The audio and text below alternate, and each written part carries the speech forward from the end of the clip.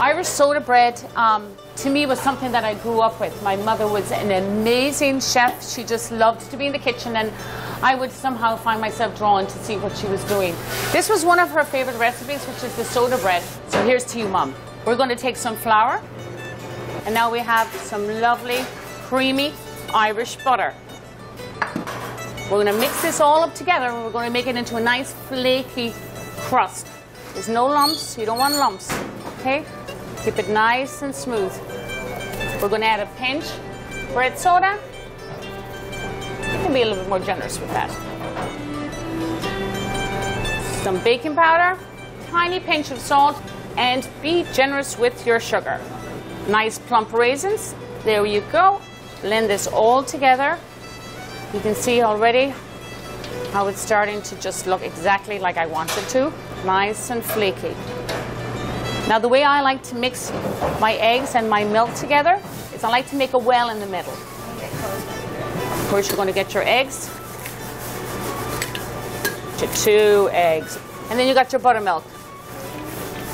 You're going to blend it all together, nice and smooth.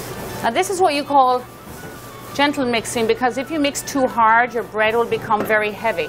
So it really has to be a light blend with your hands. Perfect. You don't want it too wet, and you don't want it too dry. We don't make just one. We always make enough for a bigger family, because I have 5 kids. So one loaf wouldn't last very long in my house, I can tell you that much. I'm going to dust out my breadboard, and I'm going to take enough for just one bread. And then this is very important, is the kneading of the bread. Okay, and we're going to make it into a nice round loaf. Roll it around, press it down. You're going to get your knife. You're going to make your cross. Okay. You're going to put it in your tin. Again, I put a little bit of flour on the bottom of my tin so that it's not going to stick. You don't want it sticking. 375 degrees for 40 minutes.